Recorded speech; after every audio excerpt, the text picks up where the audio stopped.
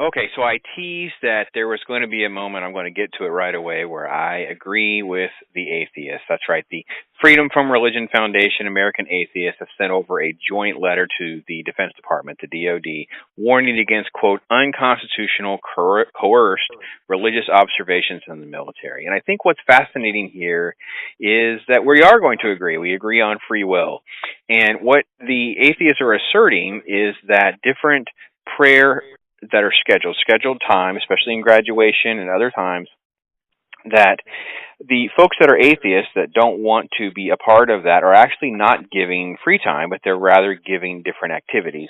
So basically, your option is to go for prayer time or do some sort of menial task. And I think that is actually unfair. I have to agree with them in that that is not the way we want to approach things. And they use terms like proselytizing, infusing secular ceremonies, those kinds of things. Look, I'm a freedom of religion person. More freedoms, more opportunities to celebrate what you believe, even if that means you don't believe anything. If you're an atheist, that is fine with me. That is not how I'm going to win your heart over as a Christian or as a pastor. And I think that there is a certain element here of accountability. The military needs to make sure they are being accountable, that they are not doing that thing and not putting any of our military in that position where they would feel pressured to participate in a prayer or an activity or face assignment of labor-intensive tasks, quote-unquote, who elect not to participate in those worship rituals. And facilities need to make sure that they are not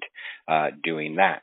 Now, on the same vein, I think it was interesting, though, they did, again, the Freedom from Religion folks and I do not see eye to eye. They are definitely for the eradication of faith from our culture and our society, which I think is just an absolutely awful move. It is a freedom of religion. We should have more, not less. And they also are going after, they actually filed a lawsuit against Ben Carson's department, that's HUD, because of, quote, Bible studies. I think that there actually is Bible study sessions at the White House. Freedom for Religion is seeking these records, and they have not gotten that information. Now, I will be completely honest, I am going to agree with them here. We need to turn over what the White House is doing. Now, look, to me, they have their own time, their own money, and they should be able to have practices and that kind of thing. But taxpayer dollars, taxpayer time, these different things like that. It's going to be a very hard hair to split, probably.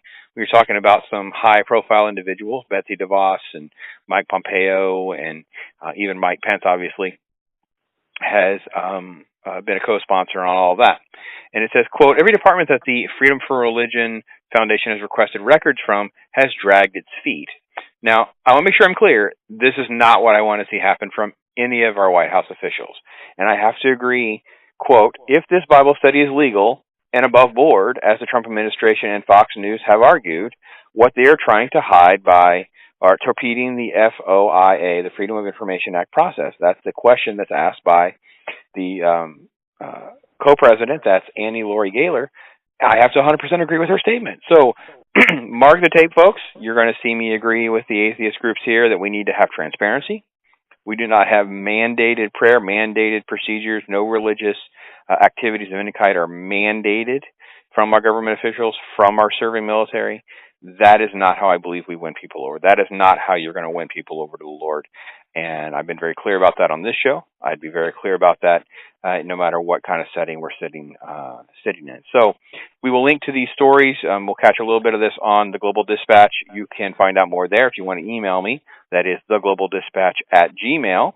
And we will head to a break, and then we will come back with yet another story.